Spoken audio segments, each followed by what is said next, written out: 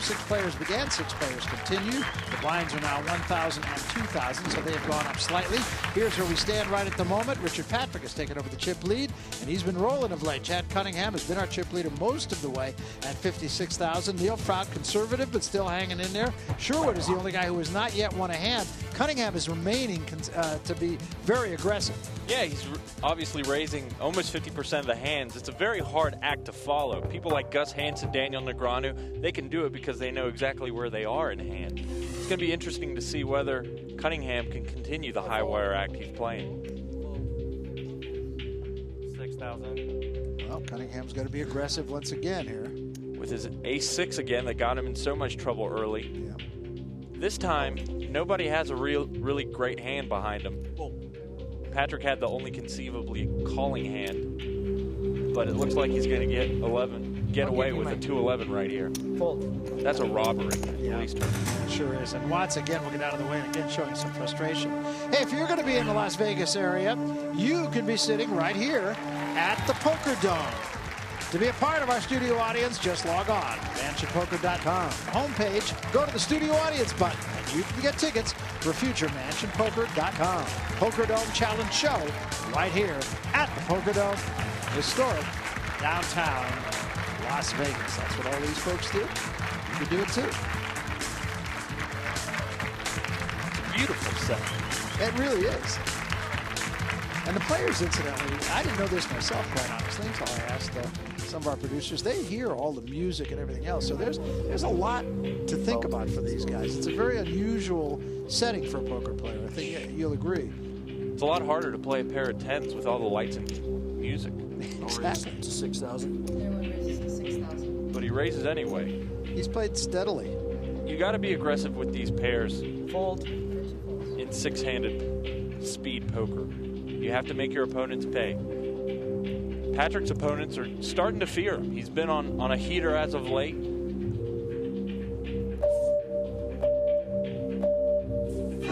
Froud's going to let it go, and Patrick with his pair of 10s.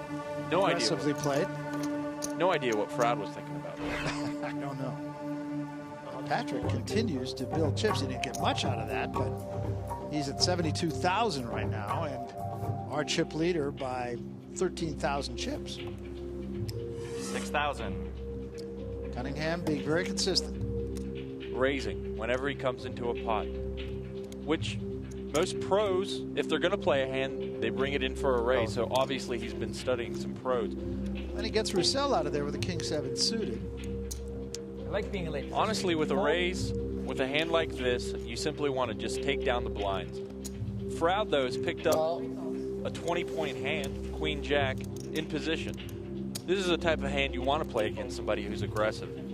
And Sherwood being very patient, Sherwood being very patient. He hasn't yet won a hand, but he hasn't gotten himself in any trouble either.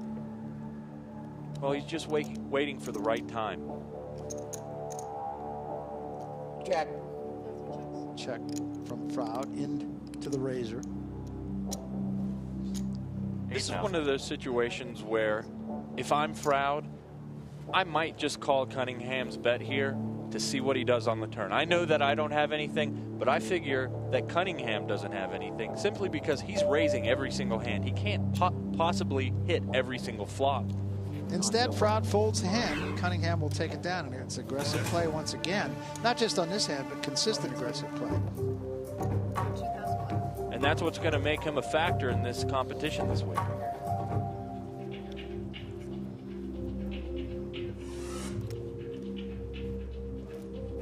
Nice. Player 6 raises Roussel to with a 6,000. 7-8 suited. Player 1 fold. Interestingly enough, this is the first hand he's raised all day long. That's right. Fold. He didn't raise the jacks, he didn't raise the queens, but he does decide to raise in the 8-7. So now it's interesting just watching Watts and Sherwood and watching Watts' body language. He hasn't had too many hands to play either. Sherwood's not had, he doesn't have one here either. He's not had a hand that he could play all night, has not won a hand yet tonight, but what a difference in watching the two of them. Well, obviously, Sherwood's keeping his emotions a lot more in check, which is going to make it harder for him to be beaten, in my opinion.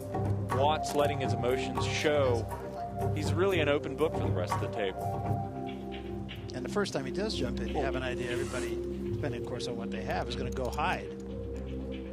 What do are you guys thinking? You having a good time? Thinking you got a good pair. Call. Froud just limping in with the queen 10. Sherwood folds a deuce 4. Nice. Raise. Now 2 hands in a row.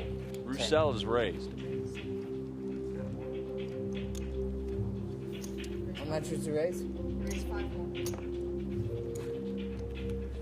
Raise 5? 7 total. 7 to call. Froud needs to be careful. The clock is starting to wind down on him. Yeah. Make the call. He's going to call. Well, Froud is in a really, really ugly situation here. Let's hope he doesn't hit his queen. There's a king, 9, and a pair of queens. Now, this is going to embolden Froud. This could spell disaster for Froud. Let's see how aggressive Roussel decides to be in this hand. 10. Player 6 bets 10,000. Raise. Well, and he's going to get a raise. 10. Which, of course, plays right into Roussel's hand. Well, this will be interesting to see if he can get Roussel to fold his hand here. Froud has yet to raise after the flop. You almost have to give him a king here. As passively as he's played after the flop, he's bet such a small amount with those jacks when he had an overpair. And it works. Yes, it does. Wow. Well, Froud doesn't know it, but he caught a huge break right there. He was a 4.5 to 1 underdog in that hand, but guess what? He takes down the money. We got a lot more poker to come from the Poker Dome. Don't go anywhere. We'll be back.